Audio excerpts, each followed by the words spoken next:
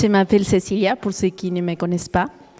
Je suis argentine, j'ai 32 ans et c'est ma 4e année en France.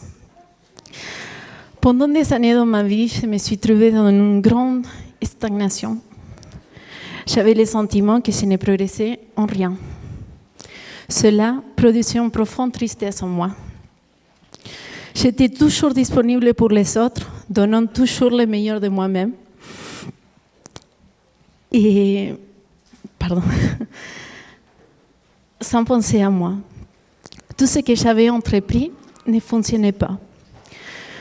Toutes les relations que j'avais, elles s'échouaient toujours. Je me sentais tellement submergée, abattue. J'avais le sentiment que je n'étais pas digne d'être aimée. Et je ne croyais pas que de bonnes choses pouvaient m'arriver. Vous pouvez imaginer. C'est horrible de ressentir cela. Sentir que tout est sombre dans ta vie, que même si vous avez fait de votre mieux, personne ne le reconnaissait. Personne ne voyait la vraie Cecilia. Plongée dans les larmes, j'ai prié Dieu de m'aider car je ne pouvais plus. Je ne pouvais plus continuer comme ça. Il me fallait un nouveau départ dans ma vie.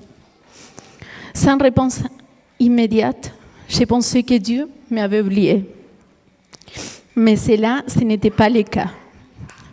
Un jour, mon frère Léo et ma belle-sœur Karen m'ont proposé de venir en France en tant que fille au père pour garder ma nièce, Naomi. Ouf, quelle décision importante que je devais prendre, quel bouleversement que je devais passer. Cela signifiait d'arrêter d'être toujours disponible pour les autres et pour la première fois, penser à moi.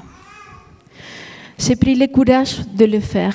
J'ai commencé les démarches en croyant que la chance était avec moi. Les documents, la visa et tout le reste me l'ont donné sans aucun problème. J'ai entrepris le voyage, la chance, c'est que je croyais, mais en réalité,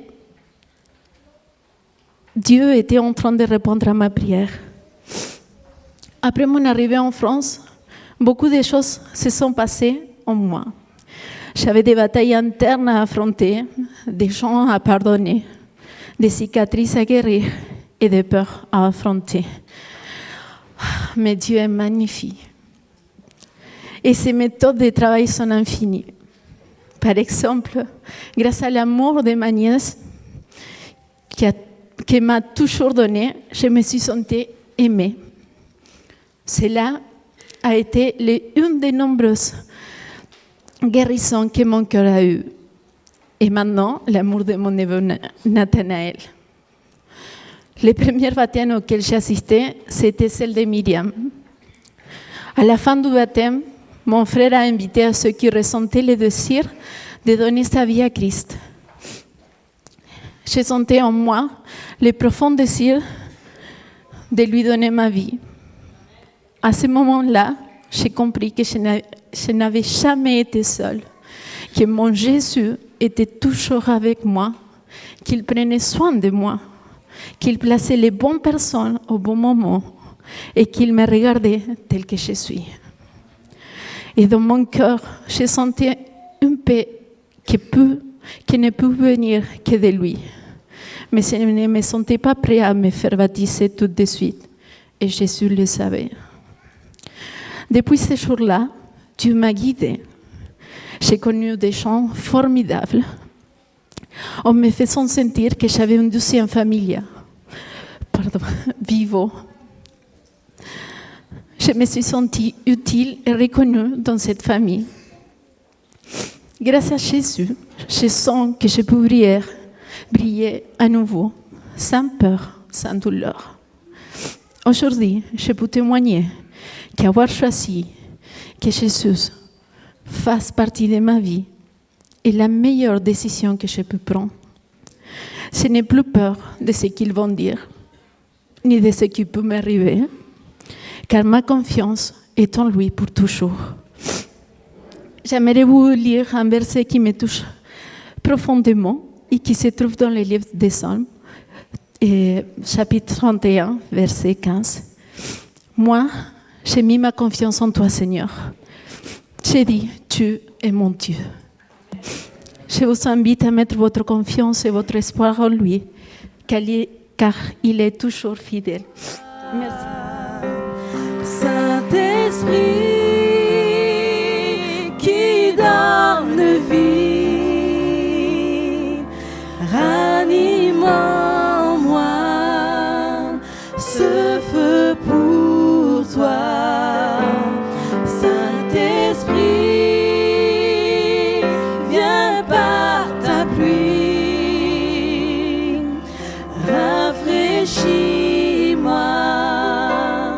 et envoie un souffle nouveau.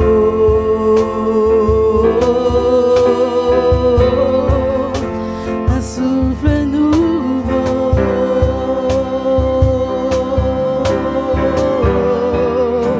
Un souffle nouveau.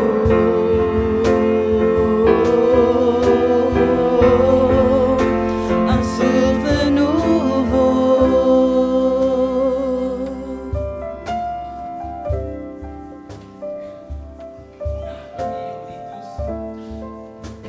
Dans la famille, on dit tous que je suis l'aîné, elle me suit. Et tout le monde dit que si Léo il faisait des bêtises, Cécilia elle faisait des bêtises. Que si Léo il faisait ceci, Cécilia elle faisait cela. Et ça fait plusieurs années, j'ai donné ma vie à Christ. Pardon, je suis très touché. Et je lui dis à Cécilia, Cécile, si tu as fait toujours les mêmes bêtises que moi, pourquoi maintenant tu fais la bêtise de donner ta vie à Christ? Et c'est ce qui s'est passé. Dieu, il est bon, les amis. Dieu, il est très bon. Alors, si vous me permettez, pour Cécilia, je vais faire la prière en espagnol parce que c'est notre langue.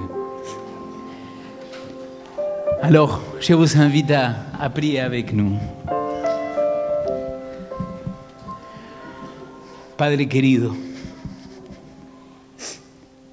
tú conoces a Cecilia desde que antes que esté en el vientre de su madre. Esa sensibilidad que tiene y quien ella es. Yo te doy gracias, Padre, porque decidió dar su vida a tu Hijo amado Jesucristo. Ahora te quiero pedir que la puedas bendecir de una manera particular en todo lo que emprenda. Y por eso la bautizo en el nombre del Padre, del Hijo Jesucristo y del Santo Espíritu. Amén.